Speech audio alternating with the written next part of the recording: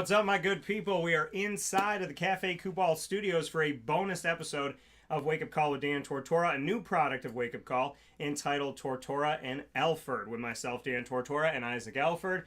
And Isaac is donning and ushering in the 2022 college football season and Syracuse season with the bucket hat, which I love because I got a few of them myself sneaking around these studios. So happy to have that. Got the Q's cap on, and both repping Dan Tortora Broadcast Media and Wake Up Call. As you know, that Isaac has signed on with us as of last year. So happy to have you here to preview Louisville at Syracuse and the Syracuse football season. Oh, man, I couldn't wait for this day, man. It's after the last year, the season they had, a new season brings new hope, new excitement.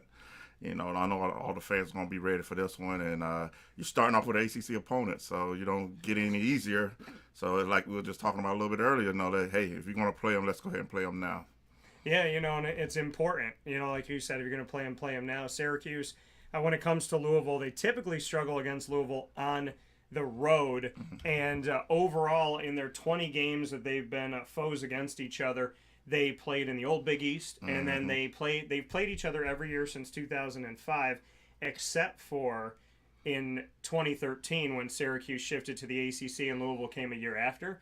So Louisville came in 2014, so they had played each other 20 times, Louisville owning a 13-7 lead, and 4 of Syracuse's 7 victories have come at home, which bodes well for them to be back in the Dome. Yeah, I think there was a stat even on ESPN this morning watching College Game Day. They said it mentioned like the last 7 winners were all home teams. So hey, hopefully that's playing in our favor tonight. And this is going to be interesting. I kind of was thinking about this today, and I was like, man, this Louisville team kind of reminds me of those old West Virginia teams when you had Pat White. Yeah. And then it transitioned, and I call Pat White the Lamar Jackson. And then Lamar Jackson now is gone. And after Pat White left West Virginia, you had your Geno Smiths. Yeah. So now we got the Geno Smith version now at Louisville. So, and you know what we did with Geno Smith here at Syracuse. So that's what I hope. Malik is a great quarterback. I'm not taking anything from him, but, I think we can do some things. Hopefully, we did it with Malik Willis last year. So, hopefully we bring that same kind of game plan into today. And hopefully, just rely on the defense and see how this new offense produces for us. And we talk about relying on the defense. This is a defense who, of all of their front 3 that they have in the 3-3-5 on the defensive line, only one of them was a starter last year, Caleb Okechukwu, and not a consistent starter. He filled in some time when Josh Black and Kingsley Jonathan and whatnot in the rotation. So he has 2 starts in his career. Jadius, a.k.a. JT Gear, has none, and Terry Lockett has none. So it's going to be a little bit of an interesting road for Syracuse to be in this position where they're now going to be putting, new starters out there, even in the case of Caleb Okechukwu, because he wasn't a starter last season going into the season. Yeah, and you know what? I rather prefer having new starters on the D-line than the O-line, because sometimes the O-line, you got to be able to mesh, have chemistry. D-line, yeah, you still need to be that, but I think they can, create some havoc, hopefully. Be that young, wild eye, as Dino kind of described them in preseason camp, got the craziness in their eyes. Just go out there and bring the energy and bring the toughness. And anything can happen with the D-line, and the great thing about it, you got an experienced linebacking core, and the secondary is very experienced too. Yeah, and that's the thing with the secondary is you're coming back with guys like Jihad Carter, who's had time, Deuce Chestnut, Garrett Williams. Garrett Williams, if he had stayed healthy all last year, probably be in the NFL right now. Deuce, that's where he's trying to head. Jihad Carter's filled in, Rob Hanna as well at times. So there's a bunch of guys that have had some time. Eric Coley's back for yet another year. So we'll get to see a secondary that is once again coming into this thing seasoned, which I'm very excited about.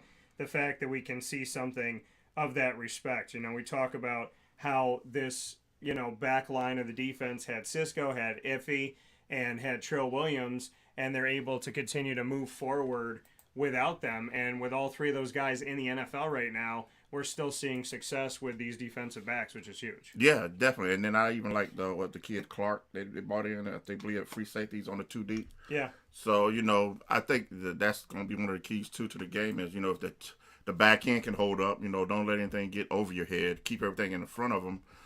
definitely we can give them a ball game. And, defense needs to be the foundation. And I think the offense is going to come around with the offensive coaches we got with Coach Beck and Coach and I. Those guys are experienced. They've been around the game, for years. And I like hearing when Dino talk about them. He says now, in the game planning days or time they put the game plan, it's strictly business. Yeah. There's no guessing around what they're probably trying to do.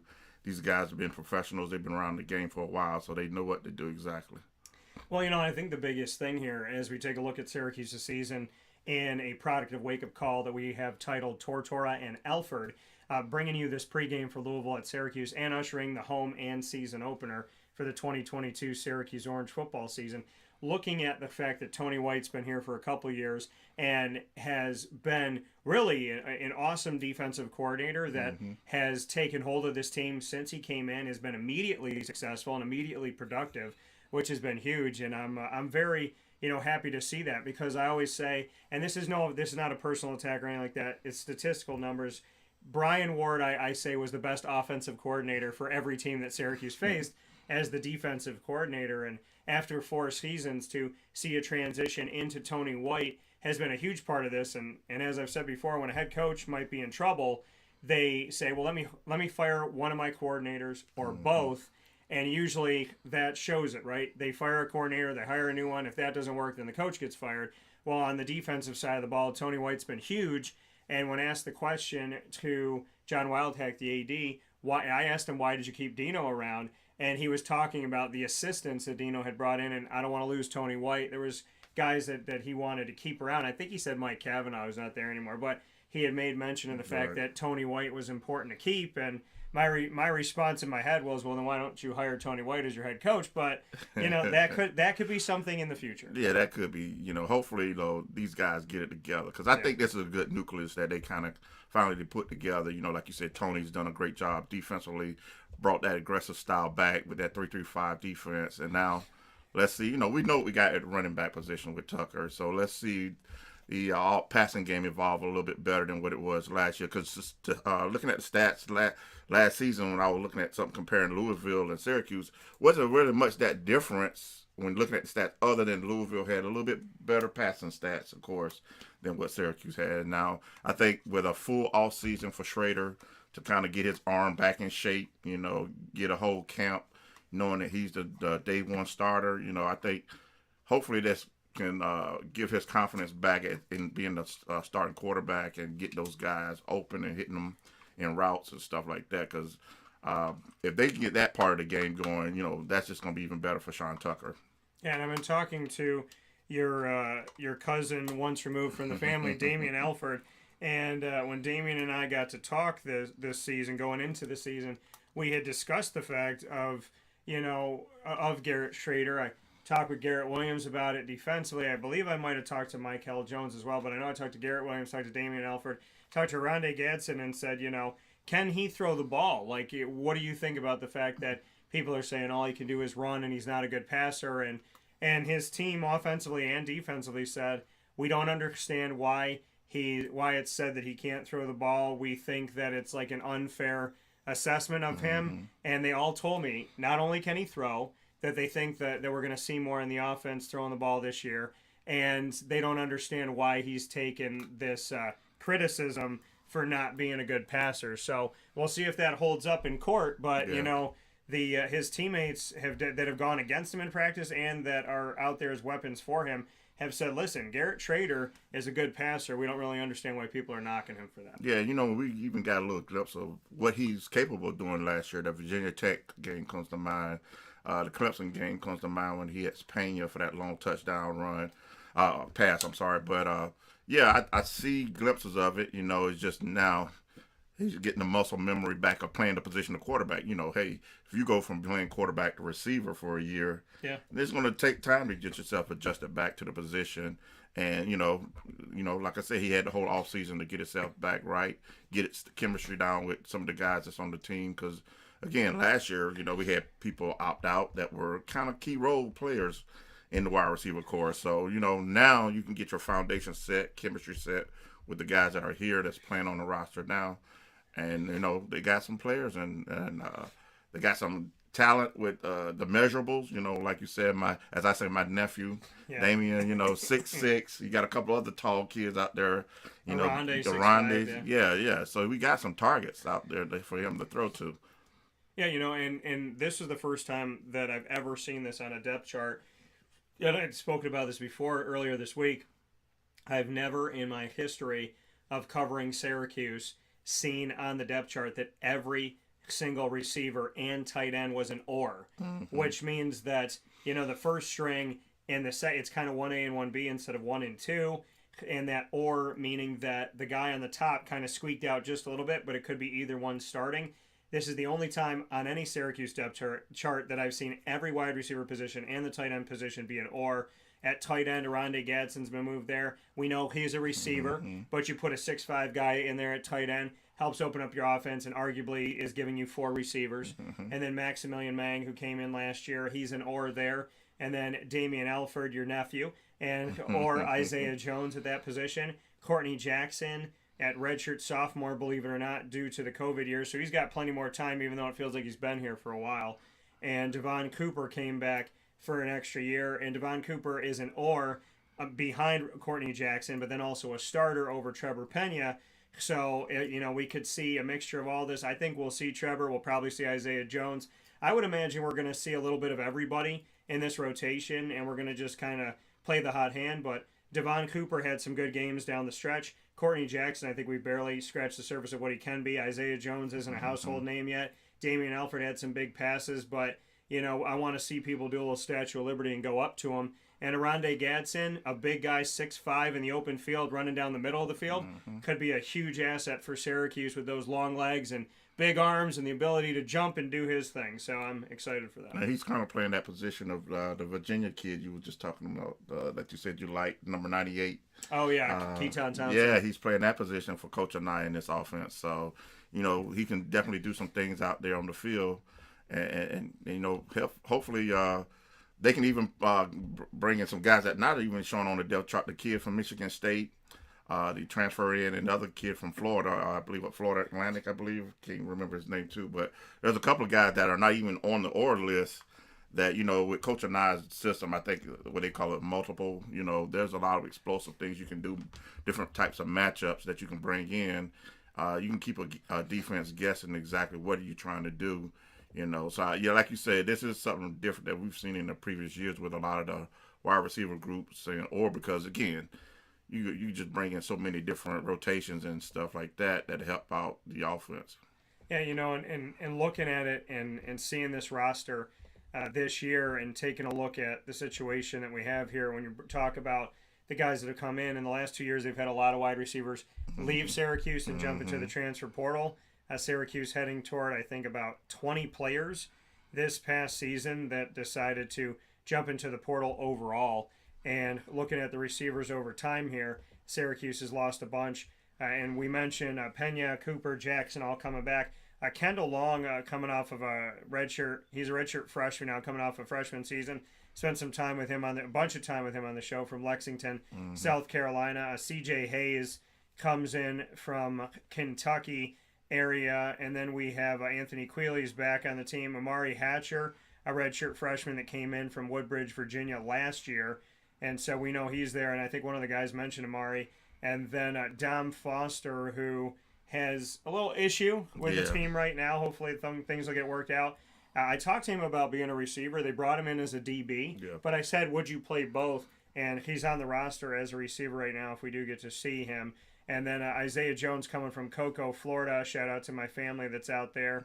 And, you mentioned some of these guys. A guy from FAU, DeMarcus Adams, who's a redshirt junior at wide receiver.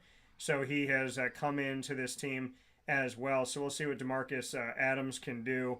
And, what some of these other guys could do as well. True freshman Donovan Brown also on the team. So we could see a bunch of these guys try to make their hay and make their way onto the field. And it'll be interesting to see who kind of shakes out of this, because, Quealy's got the time and Courtney Jackson has the time, but, and Trevor Pena arguably has played all over the field, but Devon Cooper and CJ Hayes and Kendall Long and Quealy and that, and Aronde Gadsden, and Isaiah Jones, and Damian Alford. These are guys that have maybe had moments but haven't had consistency, so it's kind of left the receiving core wide open. Yeah, that's exactly what you said. Coming in the spring, I even like what Brown did in the spring. He kind of made a name for himself coming in early and getting a little bit of reps with the team and kind of proving itself in the spring. And hopefully that translated over to the fall.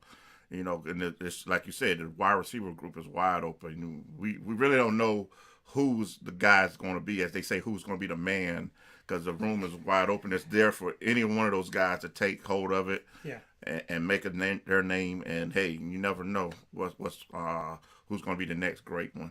Yeah, and I'm excited to, see at tight end too, if he can get on the field, Stephen Mahar, who comes from Rochester, New York, Aquinas Institute, where one of my buddies came from that went to Penn State. Shout out to Jake Zembeck, who's now got a quarterback coaching clinic and is helping out players in general. And then shout out to tight end Josh Kubala from CNS here locally, as I always talk about Syracuse, not really looking at New York. And to my guy, David Obeng Agyapong, who was on the show a couple of years ago talking to me about walking onto the team, and he has gotten onto the team and is playing running back out of Bronx, New York from JFK. So happy for him as well. The quarterback situation, interesting here. Garrett Schroeder has been named a captain, so we would imagine that, he will be sticking here, but Justin Lamson comes off of a redshirt freshman year. Dan Villari transfers in from Michigan. Jacobian Morgan is back on the team. Carlos Del Rio Wilson comes in from the Florida Gators, and Luke McPhail is still here. So it's a busy room of quarterbacks, 6 quarterbacks, and I'm not surprised at all that Carlos Del Rio Wilson from the Florida Gators is already the number 2. Yeah, I think I took a little quick peek at his film. The kid can move around. He didn't really play at Florida. I watched a little bit of the spring game with Florida just to kind of get a gauge of what kind of player he was. He didn't really get much reps and even in the spring, but I think he, like Coach Baber said, he came highly regarded with Dan Mullen, and they told him, hey, take a look at the kid, and they did. So he's kind of already proven himself filling in, especially with Lamson's probably going to not see the field this year, coming back off of his injury from the spring. So, hopefully we don't have to get to him, but you always got to be prepared. We've seen this in Syracuse plenty of times where we've reached the 3rd and 4th quarterback, but hopefully we don't have to do that this year. Yeah, and I'm excited, to see these guys and see them stay healthy, and that brings up the offensive line to me, and the fact that now this offensive line's had to make some changes. Aaron Service, we built a good personal and professional relationship over the last 7 years or so, and he played left tackle, right tackle, and center. And then I talked to him and he said, Dan, I actually practice at guard in practice too. So he's played all 5 positions. He played every position at Syracuse in some way, shape, or form. Matt Bergeron is back at left tackle here, a highly touted guy, 6'5", coming from Canada as their true junior. Enrique A. Cruz Jr., my running mate for when I run for president. I told him I'm going to run. He's going to be my VP for the first 2 terms. Then we're going to flip it, and I'm going to be the VP, and we're going to take over the White House for 16 years. So I'm excited about that. Can't be any worse. Anywho, Matt Bergeron and right behind him, Enrique A. Cruz Jr. Really proud of my guy from Hawaii, Kalen Ellis, who came onto the team last year, a true sophomore. Told me he'd probably be at left guard, and that's exactly where he was when everything came out. Guy that came in with him, Wes Ho, is right behind him. And then Carlos Vettorello's back at center. Had some good moments, some tough moments. We'll see how that works because Josh Alawa, who's also seen the field, is right behind him at center. And then Chris Bleich, after 2.5 years of going through just a whole lot of adversity, hoping that Bleich will have more time here. He's got 2 seasons technically, so hoping the best for him. Love talking to him, and just a faithful guy and a man of God, and I'm hoping God is watching over him in this. I know he is. Jacob Bradford, who saw some time at right tackle, is now at right guard, and to go Dakota Davis, who's been all around, he is at right tackle right now with Anthony Redd there, so that'll be interesting. And don't be surprised if Enrique A. Cruz Jr. shifts over to maybe right tackle if they need some help and Bergeron's doing what he needs to do. Yeah, I like what I see with this group for the offensive line. A couple of those guys, like you said, last year got a chances to play a little bit, fill in from some guys that went down through injuries. But now we got these other guys back, the guys back healthy. Hopefully, like you say, with good graces of the Lord, we can keep these guys on the field healthy. Yeah. And, when typically, like Dino would say it all the time, you can keep the line healthy, that just keep the continuity of the offense. And, everybody, normally when they do that, they have a decent year. Yeah, and looking at the defensive side of the ball, we mentioned the D-line and the secondary, but right in the middle of it, we're seeing a whole lot of experience, and that comes with Stephon Thompson, who's a sophomore, Chandler Jones, a junior. Remember that all of these people have been granted an extra year. Right. So when you see this, you say, oh, damn, well, that's a senior, and that guy's a junior. No, by football, they're not. So Stephon Thompson, he's back. Again, he's had a lot of time. Chandler Jones could have went to the NFL, decided to come back, which I'm ecstatic about. Really hopeful. He led the team in interceptions last year as a linebacker, mind you, and hoping for big things for him so he can jump to the NFL. And Marlowe Wax, I'm considering him another guy, and Stephon Thompson that are going to try and get to the NFL. Behind them, Leon Lowry and Austin Roon, who have seen some time, and then redshirt freshman Derek McDonald, who's going to try and make some hay there if he needs to be there in rotation. Yeah. You know what? We said at the beginning, the defense is going to be anchored by the linebackers. Yeah. And they're just going to probably help the line come along as they go along throughout the season. But there's a lot of potential on this side of the ball, and they're aggressive, they're fast, they can run around. Like you said, a few years ago, they was tops in creating turnovers in the conference. So, if they can get that little mojo back working again, creating a little bit more interceptions and stuff like that, they definitely give the offense more opportunities to go out there and put points on the board. Yeah, and shout out to Enrique A. Cruz Jr.'s family, who is tailgating right now, the Syracuses tailgate, and watching Tortora and Alford, a product of Wake Up Call, as we preview Louisville at Syracuse and the Syracuse Orange football season. So a big shout out not only to all of you that are watching and listening worldwide to this Tortora and Alford first ever broadcast, but a shout out especially to the wonderful families and to Enrique A. Cruz Jr.'s family, who's been extremely supportive, and I've gotten to meet mom, dad, little brother, who is now a big old dude. Little brother's a big guy, and we'll see if he finds his way, hopefully, to college football himself, Division 1A FBS. So excited for them, and we'll definitely look forward to seeing you in the Dome. Grandma's here. I hope she brought her rice, and I hope it's in a bag waiting for me. I hope it's in that purse, Grandma. And Dome security, let that lady bring her rice in. Don't you disrespect that. So to the secondary for a second here, Garrett Williams and Deuce Chestnut. Deuce came in as a true freshman, played right away, and Dino said to me last year that he doesn't think, and I'm paraphrasing, but keeping to the statement of it, he said that along the lines of he had never seen a true freshman, anybody be that good right out of the gate as a true freshman in all of his years coaching. He's never seen someone come out and be like Deuce. So shout out to Deuce Chestnut, who's on one side, and to all my single-digit guys, because that's a special thing with Syracuse, like with some other teams. Deuce is wearing number 0. Jihad Carter's 1. Garrett Williams is back at 8. Marlowe is back at 2. Michael has 3. Stephon Thompson has 7. And then we see Elmore with 5. Courtney Jackson 9. Devon Cooper with 2. Trevor Pena with 7. Pardon me for Cooper. Trevor Pena with 2. Schroeder has 6 right now. But to look at the secondary, Garrett Williams, Deuce Chestnut, really strong anchors, makes you kind of forget about the loss of of guys like Iffy and company. And then on the inside of this at safety and Rover, Jihad Carter is back, but on the other safety, the free safety, Elijah Clark's never had a start. Behind him, Braylon Oliver's never had a start. And then Justin Barron and Rob Hanna are the Rovers, and Jason Simmons looking to work his way in here. So that interior part of the secondary has some guys that have had to fill in at times, like Hanna and Carter and Simmons and Barron.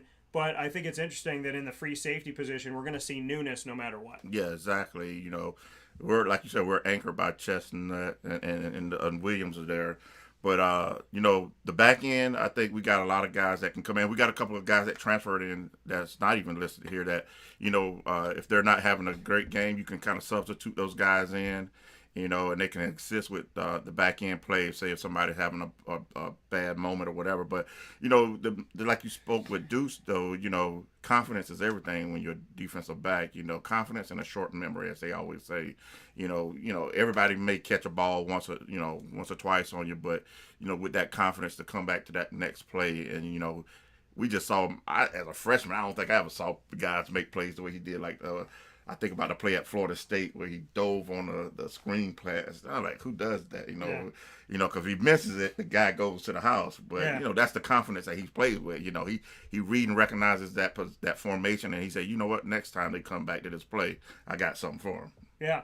And big time to look at this too. 85 roster spots for Division 1A FBS, and a quarter of their roster. When you talk about the 3-3-5 defense and putting the emphasis on the secondary, a quarter of this roster are DBs. 21 DBs on an 85-person roster, so 85-man roster. So says something to you with 20-plus defensive backs here to try and fill in the space. We mentioned them, but there's a bunch of other guys here. There's Cornell Perry, Tommy Porter, Clay Masters, Cam Reardon, TJ Harness, Gregory Delane, Malcolm Folk, Amon Greenwood, guys who we've seen some time of. Jeremiah Wilson, who's in the 2 deep. Quan Peterson, Isaiah Johnson in the 2 deep as well.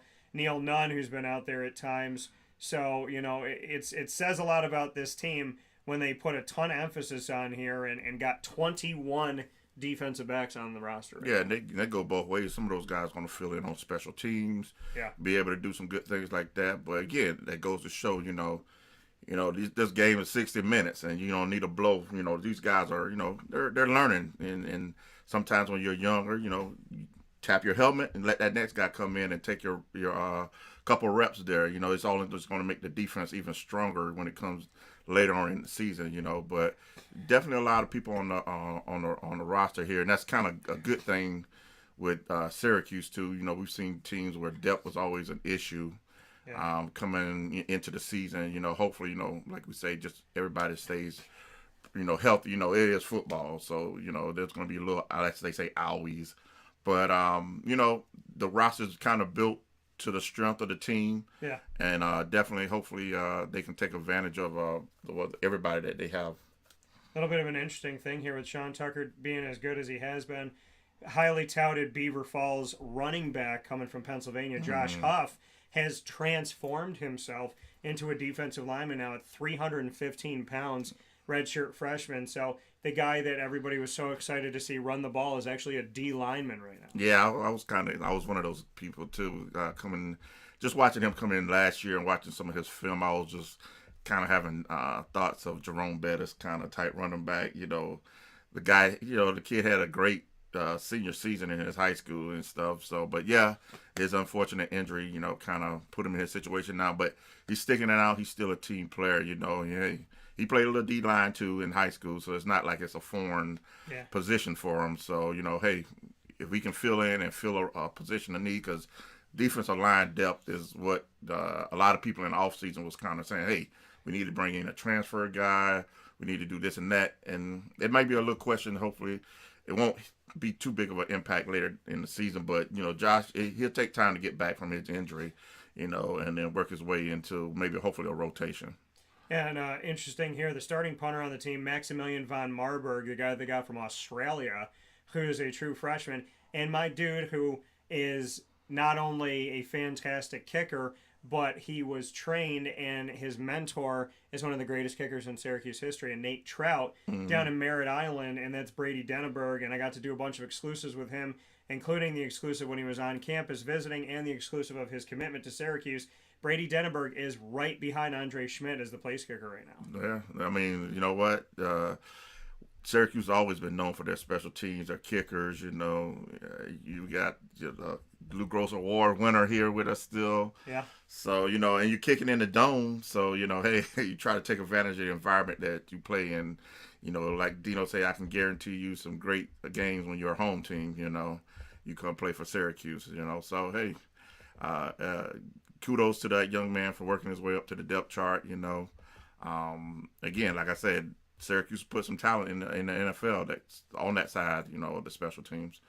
Yeah, so it's going to be a huge game, big game for Syracuse. 5 of their first 6 games are at home in the Dome, and they're going to kick everything off with Louisville for the first time ever calling it the JMA Wireless Dome. Upgrades supposed to be made to the experience outside of the Dome for tailgating and whatnot, which is a relative unheard of thing in a lot of parts of Syracuse's campus.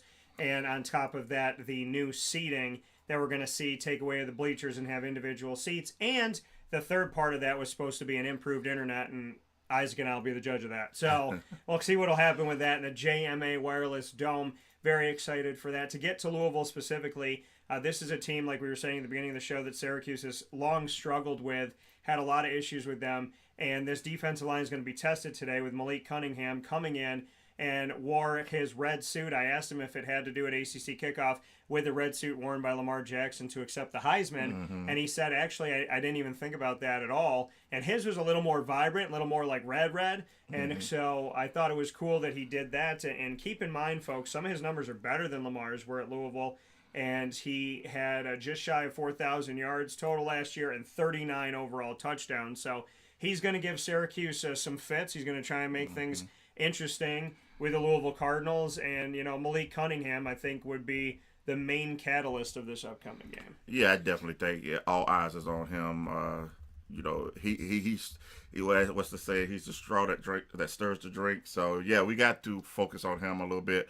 But I also took a look at last year's game for some odd reason. I'm like, let me take a gander and kind of remind myself. And you know what?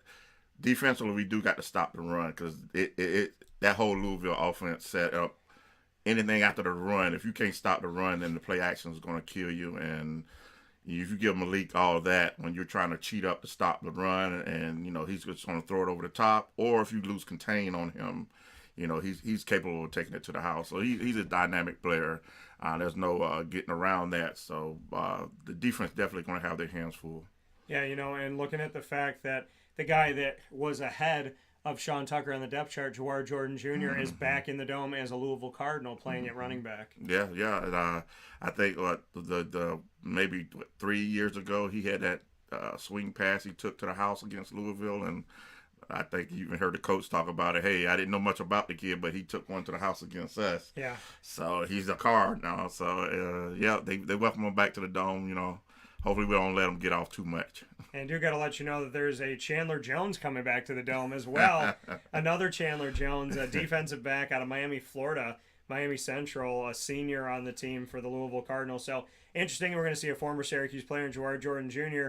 and the same name of a former Syracuse player in Chandler Jones out there for the Louisville Cardinals. So it's going to be a good game. Two coaches coming into the season, arguably on the hot seat, with Dino Babers going into year 7 and Scott Satterfield, committing to Louisville and then kind of like cheating on his girlfriend before they were even together for a year. So what's up, South Carolina? He made that 3 a.m. phone call to South Carolina, and somebody went back and checked those Verizon logs and saw that. So it's going to be interesting there with the dynamic of these two coaches. Yeah. But Louisville is a test no matter what. They do have a bunch of weapons, and this is going to be a huge game to start it off with, Friday night lights on a Saturday night at 8 o'clock to see Syracuse do this. They got a few night games coming up this season, and like we said, 5 of 6 that are going to be at home. They have Louisville, then they're at UConn, and then we're going to get to see them play Purdue, play Wagner, play Virginia, play Notre Dame. So, I mean, it's going to be a very interesting home stint here. Purdue put it on Penn State and forced Penn State to the brink there, scoring 30-plus points in those games. So this is going to be a true test, and Notre Dame with Ohio State this week. So, I mean, it's not like you're not going to get teams that are battle-tested. But if there's ever a better time to get Louisville, it's the first game of the year. Yeah, definitely want to get them the first game. And then, again, it's the first game of the year. So just watching across the landscape, there's going to be mistakes. Hopefully we can, not cause too many false starts or anything like that, pre-snap penalties and things like that, because that goes with being the first game. Everybody's got to get their rhythm, the timing down. You've been in camp hitting on each other. Now it's the first time you get to go up against another team. And, again, a Louisville team that brings back a lot of experience, and they bring some transfers in too that they hope to mesh into their program and stuff like that. But you know what? It's football time, and I'd rather have it now than you wait until the end of the season trying to hope for another win and you're crawling to the finish line. So this is going to be an exciting game. It's going to be definitely a test. We want to see who has the toughness. I think even Dino talked about through camp. I think the reason why he was preaching so much physicality, because, again, this team put it on them last year. You got to be honest about it.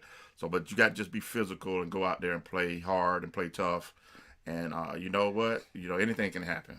Yeah, and we'll be excited to see this game as we step forward. So with that being said, we got to give a prediction and a score for Tortora and Alford here as we bring you into the 2022 Syracuse Orange football season inside of the Cafe Kubal Studios. Tortora and Alford, an all-new product of Wake Up Call with Dan Tortora. Yes. So I'm going to give you my prediction. It's going to be a hard prediction, Okay. It's going to be 38-31 Syracuse. Okay, 38-31 Syracuse. Yeah. I am going to say 34-31 Louisville. Okay. So I tough team to play. Yes. I think if Syracuse gets this game, then they could hopefully get to the 6-6 record that they need to get to. Mm-hmm. This is one they need to steal. I'm more than okay if y'all prove me wrong, but I'm going to say 34-31. My original prediction on the season is that this was a loss for Syracuse. So we'll see, but Louisville is a thorn in their side, and I really, really hope that a new offensive coordinator gets it rocking and rolling here, Coach and I. So I'm excited to see some new wrinkles. And Brady Denneberg was a dual-threat quarterback and a kicker down in Florida, so don't be surprised if they bring him in there to throw a pass or run something on a fake punt or a fake field goal or whatever it may be. So maybe they'll bring some things out here, let them do some things. And LaQuint Allen, I don't know if we're going to see him in the first game, but I think eventually maybe against Wagner or something, we could see the backup running back, true freshman as well. We might get a little taste of him. I can see Tucker carrying the rock and might need a blow from here and there, so we might see a little bit of him. You never know. So. Yeah, so because he's one of those guys in camp, one of those freshman names you circle. So we'll see what happens with Syracuse. We are heading off to the Dome. This is Tortora and Alford here bringing you this preview. Make sure you tell your friends, family, coworkers, and colleagues to find us on Facebook at Wake Up Call DT, Twitter at Call DT, Instagram at Wake Up Call _DT, and of course on wakeupcalldt.com. Wake Up Call with Dan Tortora airs every Monday through Friday from 9 a.m. to 11 a.m. Eastern Time on YouTube.com, Facebook.com, and MixLR.com, all / Wake Up Call DT, Facebook.com / LiveNowDT, and on WakeUpCallDT.com. Once you find us on live feeds, you can also find us on Amazon Music, Audible, iHeartRadio, iTunes, and Apple Podcasts, MixLR, TuneIn, Podvine, Podbean, Spotify, Stitcher, Player FM, and YouTube. All you have to do is search Wake Up Call with Dan Tortora, or one word, Wake Up Call DT. For now, from the Cafe Kubal Studios, this is Tortora and Alford. Go Orange. Appreciate it. Let's open up the Dome the right way, okay? I think this game's going to be close, but I want to see a Syracuse victory because I don't want to see the fans walk out in the third quarter in the first game of the year. Yeah, definitely. Let's get off to the right start. Yeah, let's get it done, folks. Year number 7 for Dino Babers. 4-8, 4-8, 10-3, 5-7, 1-10, and 5-7.